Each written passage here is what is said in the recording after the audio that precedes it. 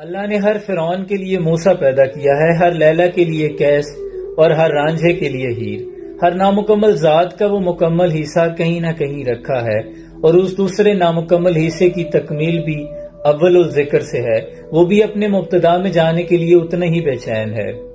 اگر آپ شمس تبریزی ہیں تو دور کونیا میں کوئی رومی آپ کا منتظر ہے، اور اگر آپ رومی ہیں تو دور صحراؤں میں بغداد کے سرائے میں بیٹھا شمس تبریزی بھی آپ سے ملنے کے لیے اتنا ہی بے چین ہے۔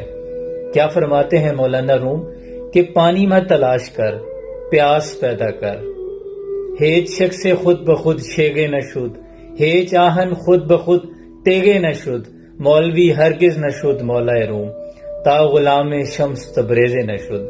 کہتے ہیں کہ لوہا خود بخود تلوار نہیں بن سکتا، کوئی شخص اللہ کا خود بخود ولی نہیں بن سکتا، مولوی مولا روم نہیں بن سکتا۔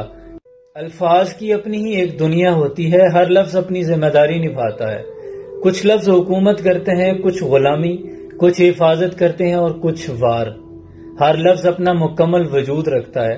جب سے میں نے الفاظ کو پڑھنے کے ساتھ ساتھ سمجھنا شروع کیا ہے تو مجھ پہ یہ راز آشکار ہوا ہے کہ یہ الفاظ صرف معنی نہیں رکھتے، یہ دانت بھی رکھتے ہیں جو کاٹ لیتے ہیں، یہ ہاتھ رکھتے ہیں جو گریبان پھاڑ دیتے ہیں، یہ پاؤں رکھتے ہیں جو ٹھوکر لگا دیتے ہیں۔ اور اگر انہی لفظوں کے ہاتھ میں لہجے کا اسلحہ تھما دیا جائے تو یہ وجود کو چھلنی کرنے پر بھی قدرت رکھتے ہیں۔ اس لیے اپنے الفاظ کے بارے میں بڑے محتاط ہو جائیں، بولنے سے پہلے سوچ لیا کریں کہ یہ سامنے والے وجود کو سمیٹیں گے یا کرچی کرچی بکھیر دیں گے، کیونکہ یہ آپ کی ادائیگی کے غلام ہیں اور آپ ان کے بادشاہ، اور بادشاہ اپنی رعایا کا ذمہ دار ہوتا ہے اور اپنے سے بڑے یونانی کہتے ہیں کہ عورت سانپ سے زیادہ خطرناک ہے۔ سقراط کا کہنا تھا کہ عورت اس دنیا میں فتنہ و فساد کی سب سے بڑی وجہ ہے۔ بوناویوٹیگر کہتا ہے کہ عورت اس بچھو کی مانند ہے جو ہر وقت ڈنگ مارنے پر تلا رہتا ہے۔ یوحنا کہتا ہے کہ عورت شر کی بیٹی ہے اور اسلامی تعلیمات کی دشمن ہے۔ رومن کیتھولک فرقے کے مطابق عورت ان کے مقدس کلامات کو چھو نہیں سکتی اور مقدس مقامات پر جا نہیں سکتی۔ عیسائیوں کی سب سے بڑی حکومت رومت الکبریٰ میں عورتوں کے ساتھ لونڈیوں سے بدتر سلوک کیا جاتا تھا۔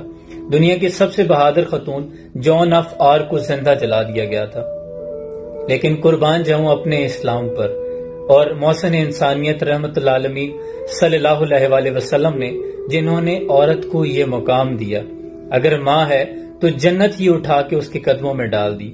آج وہی عورت اسی اسلام سے آزادی چاہتی ہے جس نے اس کو عزت اور مقام عطا کیا۔ اسے تو زندہ درگو کر دیا جاتا تھا۔ یہ سیکھنے